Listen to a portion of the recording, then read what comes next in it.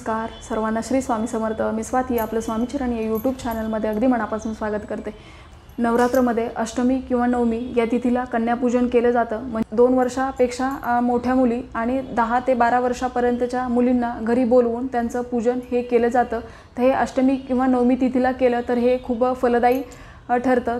तर असं हे कन्यापूजन कसं करायचं याचीच माहिती आपण आजच्या व्हिडिओमध्ये बघणार आहोत। कारण बघा या काळामध्ये देवीच्या 9 रूपांची पूजा केली जाते आणि या लहान मुली या साक्षात देवीचं रूप मानलं जातात। त्याच्यामुळे असं हे कन्यापूजन आपल्याला करायचं आहे। आता अष्टमी किंवा नवमी या तिथीला जरी आपल्याला शक्य नसेल काही कारणास्तव तरी आपण नवरात्रीच्या या 9 दिवसामध्ये आपण असं हे कन्यापूजन कुठल्याही दिवशी करू शकतो, कुठल्याही वेळी आपण करू शकतो।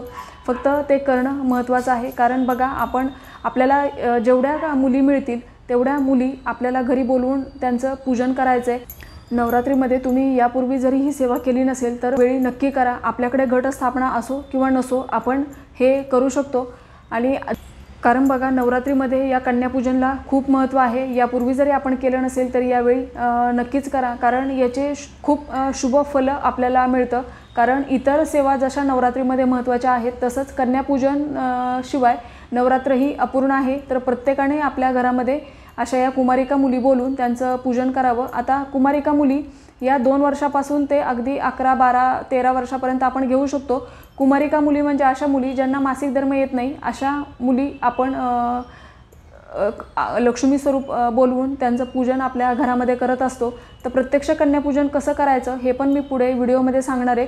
आणि अशा कुठल्या वस्तू आहेत ज्या आपण कन्यापूजनला मुलींना नक्की द्याव्यात आणि अशी कुठली वस्तू आहे जी आपण कन्यापूजनला मुलींना चुकूनही देऊ नये ते पण मी पुढे व्हिडिओमध्ये सांगणार आहे। आता आपण कन्यापूजनला मुली तर बोलवणार आहोत, पण मुलींसोबत आपल्याला एक मुलगा पण बोलवायचा आहे। कारण त्याच्याशिवाय हे कन्यापूजन अपूर्ण आहे। तर याच वयाचा एक छोटा मुलगा त्याचं पण आपल्याला पूजन करायचं असतं। मुलगा आपण आपल्या घरी बोलवायचा आहे आणि त्याला पण जे आपण मुलींना गोडाचा पदार्थ बनवला असेल किंवा एखादा फळ असेल, खीर असेल, दूध असेल तर ते आपण मुलाला पण द्यायचं आहे। आणि कन्यापूजनसाठी इथे गडव्यामध्ये पाणी घेतलं आहे, त्याच्यामध्ये आपल्याला फुलांच्या पाकळ्या टाकल्या आहेत, थोडंसं दूध टाकलं आहे आणि गुलाबजल टाकलं आहे। हे असं आपल्याला मुलींचे पाय धुवायला हे पाणी तयार करून घेतलं। एक तामण घेतलं आहे आणि इथं चौरंग मांडला आहे, तुम्ही पाट मांडू शकता। खाली आपल्याला छोटीशी छान रांगोळी काढायची आहे। गोपद्म आणि लक्ष्मीची पद्म नक्की काढा, त्याच्यावर हळदी कुंकू वाहून घ्या।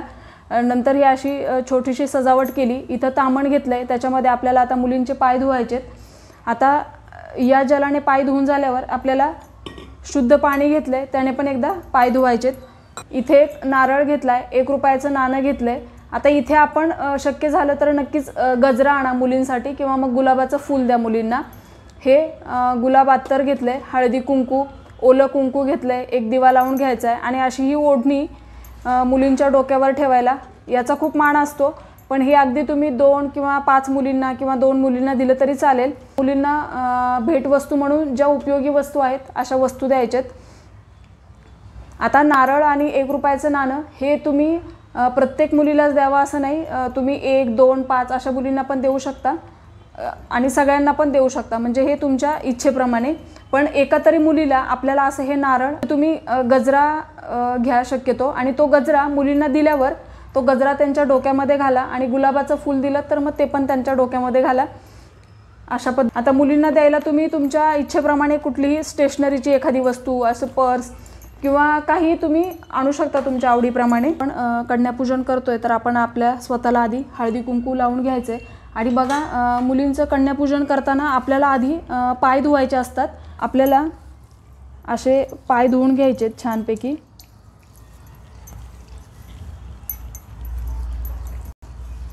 आपल्याला स्वच्छ पाण्याने पण एकदा पाय धुवायचे।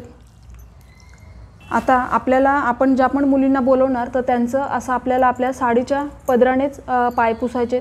ही गोष्ट लक्ष्मी स्वरूप आपण त्यांची पूजा करतो, तर त्याच्यामुळे आपल्याला हे करायचं आहे। आता हे जे आपण पाणी मुलींचं पाय धुतलेलं आहे ते सगळं एकत्र साठवायचं आणि हे आपण तुळस सोडून कुठल्याही झाडाला अर्पण करू शकतो।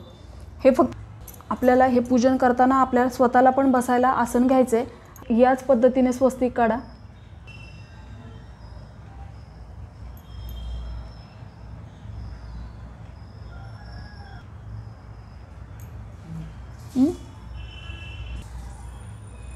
आणि आपण जे मध्ये टिंब काढतो तर ते असे क्लॉकवाईज आपल्याला काढायचे आणि स्वस्तिक काढण्यासाठी असं ओलं कुंकू करून घ्या. मुलींच्या पायाची पूजा करायची आहे, म्हणजे स्वस्तिक काढून झालं की आपल्याला छान हळद कुंकू लावून घ्यायचे पायांना. थोड्याशा पायावर अक्षदा टाकायचे. आता आपल्याला छान अत्तर लावून घ्यायचे मुलींच्या हाताला. आता गुलाब अत्तर किंवा कुठलंही अत्तर तुम्ही असं घेऊ शकता, शक्यतो गुलाबाचं घ्या. आणि मग छान अत्तर लावून झाल्यावर आपल्याला आता हळदी कुंकू लावायचे. आता आपल्याला मुलींना छान हळदी कुंकू लावून घ्यायचे. करताना तुम्ही देवीचा मंत्र पण म्हणू शकता. डोक्यावर अक्षदा टाका मुलींच्या. आता जर तुमच्याकडे अशी ओढणी आपण 1 किंवा 5 मुलींना, एका मुलीला दिली तरी चालेल, पण अशी ओढणी द्या, कारण याचं महत्त्व असतं या कन्यापूजनमध्ये. छान मुलींना ओवाळून घ्यायचे. आपल्याला एक वस्तू द्यायची आहे, ते म्हणजे नारळ आणि 1 रुपयाचं नाणं. असा एक रुमाल आणि नारळ, 1 रुपयाचं नाणं, आणि इथं आपल्याला गजरा द्यायचा आहे. तो नंतर तुम्ही मुलींच्या डोक्यामध्ये घालू शकता, पण असं हे एका तरी मुलीला तुम्ही नक्कीच द्या.